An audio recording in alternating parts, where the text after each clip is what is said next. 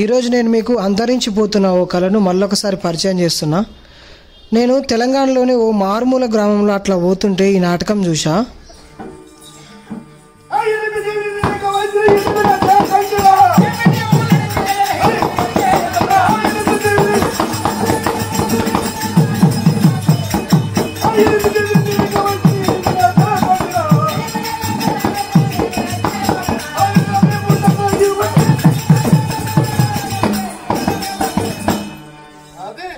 ఎప్పుడో మా చిన్నప్పుడు ఇలాంటి నాటకాలు వేస్తున్నట్టు వీటిని భాగవతం, యక్షగానం అని పిలుస్తుంటారబ్బా.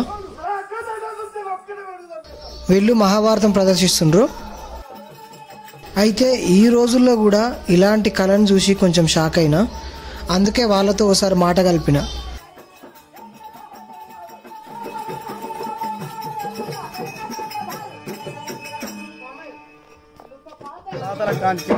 కొన్ని వేల తరాల నుండి ఈ నాటకంలో ఈ శివుడి యక్షగానం మేము కోసం వేషమిస్తాము, ఎల్లం వేషం వేస్తాము,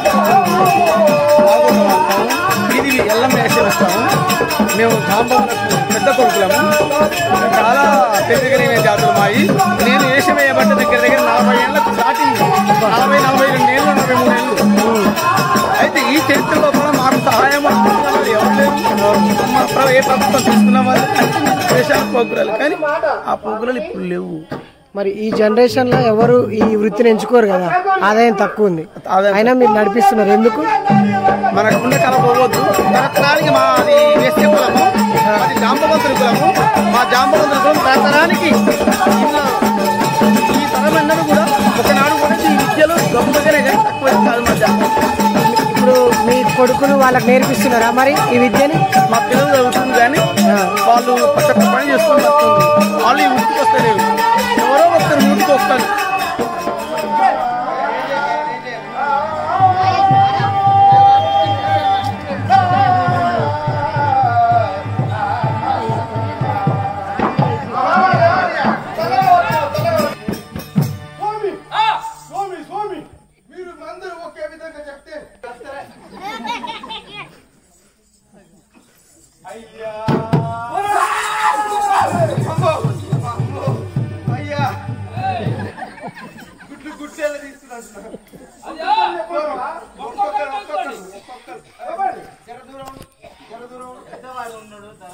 అయ్యా మిశ్రమా స్వామి, మీరు చిన్నగా చెప్పండి.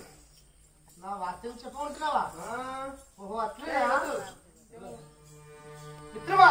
సత్యము పలికటి వాడను, సత్యము హరికి. అయ్యా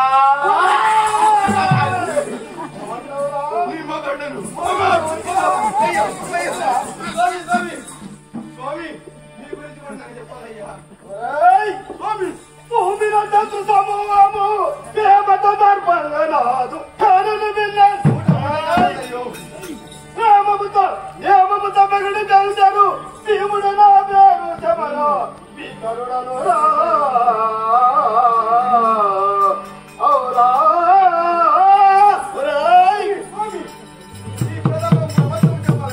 భూమి లోపల ఎవరైనా ఎదురుగా వచ్చేసినటువంటి వాళ్ళు ఉన్నారా? చంద్రుడు ఎప్పటికైనా వచ్చేసినటువంటి వాళ్ళు నా గద దాడవరాయ్. చెప్పండి స్వామి, మొత్తం అయ్యో ఎవరో కానీ చంద్రుని చేస్తుంటే వాళ్ళు ఎదురుగా వచ్చేసారు అనుకో, అప్పుడు గద కేళెత్తి ఒక్కడే చేస్తే వాయుదేవుని స్థానంలో జన్మించినటువంటి వాడు ఉంటారు.